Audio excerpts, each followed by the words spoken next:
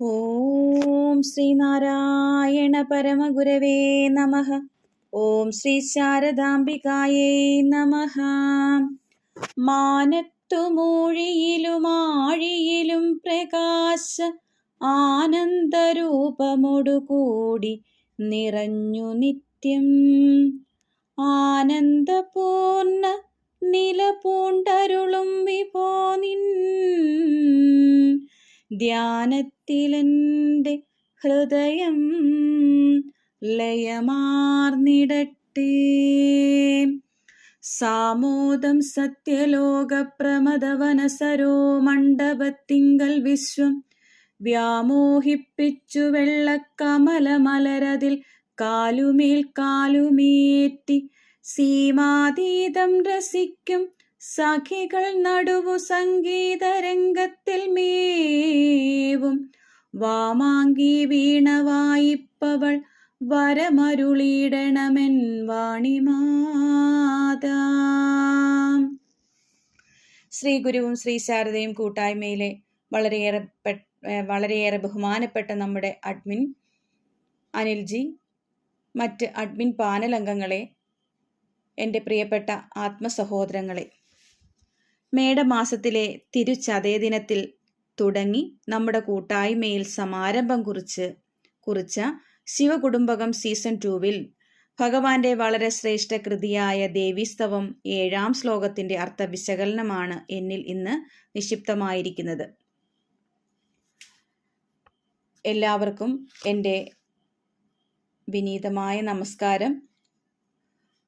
ഈ സീസൺ 2 ദേവീസ്തവം എന്ന 7-ാം ശ്ലോകത്തിൻ്റെ അർത്ഥവിശകലനത്തിനും വ്യാഖ്യാനത്തിനും എന്നെ തിരഞ്ഞെടുത്തതിന് അഡ്മിൻ പാനൽ അംഗങ്ങൾക്കും ബഹുമാനപ്പെട്ട അഡ്മിൻ അനിൽജിക്കും ആദ്യമേ തന്നെ എൻ്റെ നന്ദിയും കടപ്പാടും ഞാൻ അറിയിക്കുകയാണ്.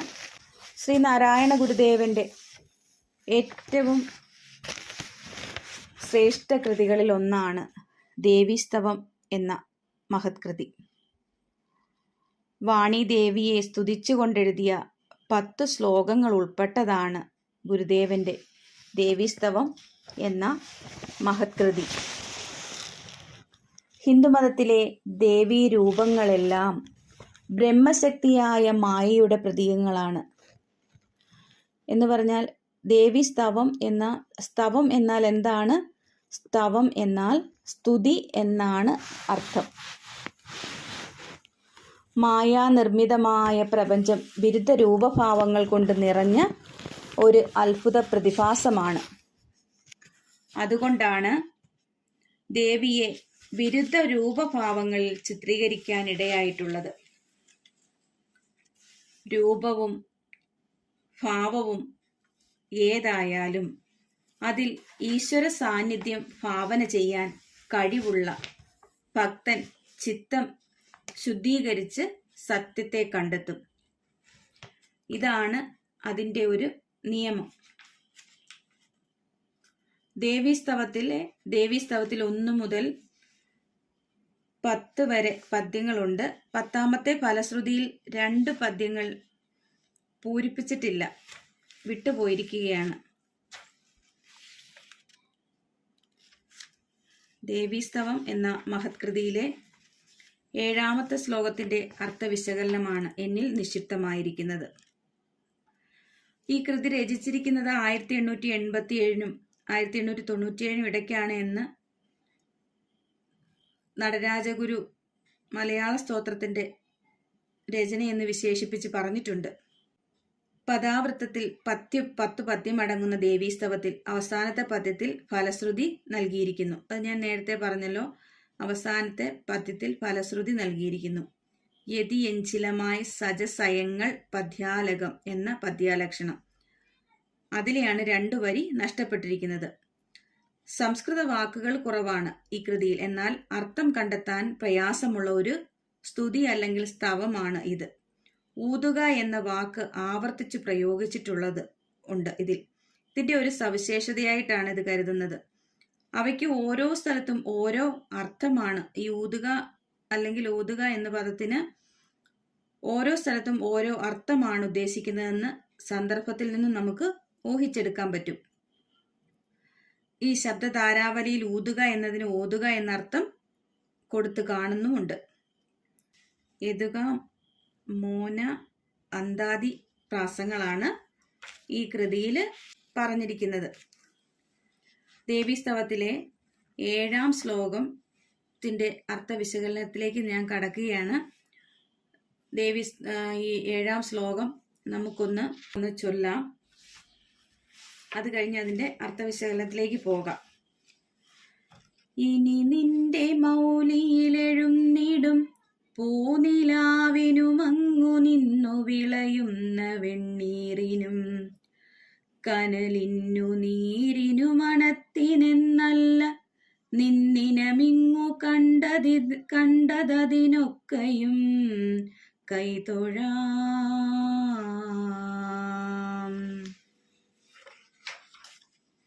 സത്യം സച്ചിദാനന്ദ സ്വരൂപിണിയായ ദേവിയാണെന്ന് തെളിഞ്ഞ സ്ഥിതിക്ക് സൃഷ്ടിക്കായി ആദ്യം അമ്മയെ ആശ്രയിച്ച് പൊന്തുന്ന പ്രകാശം നിറഞ്ഞ സ്വാത്വിക പ്രാണനും അതിൽ നിന്നും രൂപം കൊള്ളുന്ന പഞ്ചതന്മാത്രമയമായ അന്ധക്കരണത്തിനും അതിനുപരി അനുഭവപ്പെടുന്ന അഗ്നി, വെള്ളം, ഭൂമി തുടങ്ങിയ മഹാഭൂതങ്ങൾക്കും മാത്രമല്ല ജഡദൃശ്യമായി അമ്മയുടെ സ്വരൂപത്തിൽ പൊന്തിക്കാണുന്ന സകലതിനും അമ്മയുടെ രൂപമെന്നു തന്നെ കരുതി കുമ്പിടാം എന്നാണ് ഈ വരിയുടെ അർത്ഥം. പ്രപഞ്ച നാമരൂപങ്ങൾ വേർതിരിയുന്നതിനു മുൻപ് സച്ചിദാനന്ദ സ്വരൂപമായ വസ്തു മാത്രമേ ഉണ്ടായിരുന്നുള്ളൂ. വസ്തുശക്തിയായ മായ വസ്തുവിനെ മറച്ചുകൊണ്ട് ആദ്യമായി പ്രകടമാക്കിയ ദൃശ്യമാണ് സ്വാത്വിക പ്രാണൻ. ഇതിനെ സത്വബുദ്ധിയെന്നും മഹത്തത്വമെന്നും ഹിരണ്യഗർഭനെന്നും പല പേരുകൾ ചൊല്ലി വിളിക്കാറുണ്ട്. സത്വഗുണത്തിന്റെ പ്രകാശം നിറഞ്ഞു നിൽക്കുന്നതാണ് ശക്തി സ്പന്ദന രൂപമായ ഈ പ്രാണൻ. ഇതിനെയാണ് മൗലിയിൽ എഴുന്നിടും പൂനിലാവെന്നു പദ്യത്തിൽ ചിത്രീകരിച്ചിരിക്കുന്നത്. നിന്റെ ശിരസിലെ ചന്ദ്രക്കരയിൽ നിന്നുയരുന്ന പൂനിലാവ്, അങ്ങനെയാണ് അതിന് അർത്ഥം വരുന്നത്. അവിടെ നിന്ന് വിളയുന്ന ഭൂമി, വിഭൂതി, അഗ്നി, ജലം, ഗന്ധം എന്നല്ല ഇവിടെ കണ്ടതൊക്കെ നിന്റെ ഈനമാണ്. അവയ്ക്കെല്ലാമേ കൈതൊഴുന്നു. ചന്ദ്രകല, ദേവഗംഗ, പരിമള വിഭൂതി, നിടിലാഗ്നി മുതലായി ശിവനിൽ വിവരിക്കാറുള്ളവയാണ് ദേവിയിൽ കാണിച്ചിരിക്കുന്നത്. ഇവ പഞ്ചഭൂതങ്ങളുടെ പ്രാതിനിധ്യം വഹിക്കുന്നു എന്ന കാര്യം ഓർക്കത്തക്കതാണ്. ശിവന്റെ അഷ്ടമൂർത്തിത്വത്തോട് ഇവയെ സമന്വയിപ്പിക്കാൻ രസമുണ്ട്. പഞ്ചഭൂതങ്ങളും സൂര്യചന്ദ്രന്മാരും ഖോദാവും, ഖോദാവ് എന്ന് പറഞ്ഞാൽ ആത്മാവ്, അതാണല്ലോ 8 മൂർത്തികൾ. ശിവന്റെ ഇടതും വലതും നേത്രങ്ങൾ ആരാണ്? ചന്ദ്രസൂര്യന്മാരാണ്. ശിവനെ തന്നെ ആത്മപ്രതിരൂപമായും കരുതാം. ഈ പ്രാണന്റെ അടുത്ത് പരിണാമഘട്ടമാണ് ശബ്ദസ്പർശരൂപ രസഗന്ധങ്ങൾ എന്ന പഞ്ചതന്മാത്രകളുടെ കുടികലർപ്പായ അന്ധക്കരണം. അതാണ് ഇങ്ങുനിന്നു വിളങ്ങുന്ന വെണ്ണീർ. അടുത്ത പരിണാമഘട്ടമാണ് മഹാഭൂതങ്ങളും അവയുടെ കുടികലർപ്പായ സ്ഥൂലദേഹങ്ങളും. ബോധവസ്തുവിൽ നിന്നും ക്രമമായി പ്രത്യക്ഷപ്പെടുന്ന കാഴ്ചയായതുകൊണ്ട് അന്തിമ വിശകലനത്തിൽ ഇവയെല്ലാം ബോധം തന്നെ ആയിരിക്കാനേ പറ്റൂ. ഈ വസ്തുബോധമാണ് അദ്വൈത അനുഭൂതി. ഭഗവാന്റെ എല്ലാ കൃതികളിലും അവസാനം നമ്മളെ കൊണ്ടെത്തിക്കുന്നത് അദ്വൈതത്തിലേക്കാണ്. അദ്വൈതാനുഭൂതി, ആത്മാനുഭൂതി. താൻ അദ്വൈതാനുഭൂതി പരിശീലിക്കാൻ തയ്യാറായിരിക്കുന്നു എന്ന് ഭക്തർ വെളിപ്പെടുത്തുകയാണ് നിന്നിനമിങ്ങ് കണ്ടതിനൊക്കെയും കൈതൊഴാം എന്ന ഭാഗം കൊണ്ട് ഭഗവാൻ ഉദ്ദേശിക്കുന്നത്. അദ്വൈതാനുഭൂതി ഭാവന ചെയ്ത് അഭ്യസിക്കുന്ന തനിക്ക് ആ അനുഭവം പൂർണ്ണമായി ഉണ്ടാകണമെന്നാണ് ഭക്തൻ പറയുന്നത്. പ്രിയപ്പെട്ട ആത്മസഹോദരങ്ങളെ, ദേവീസ്തവത്തിലെ 7-ാം ശ്ലോകത്തിന്റെ അർത്ഥവിശകലനം ഇവിടെ പൂർണ്ണമായിരിക്കുകയാണ്.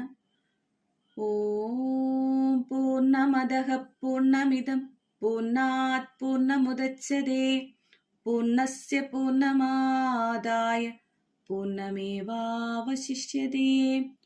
ഓം ശാന്തി ശാന്തി ശാന്തി.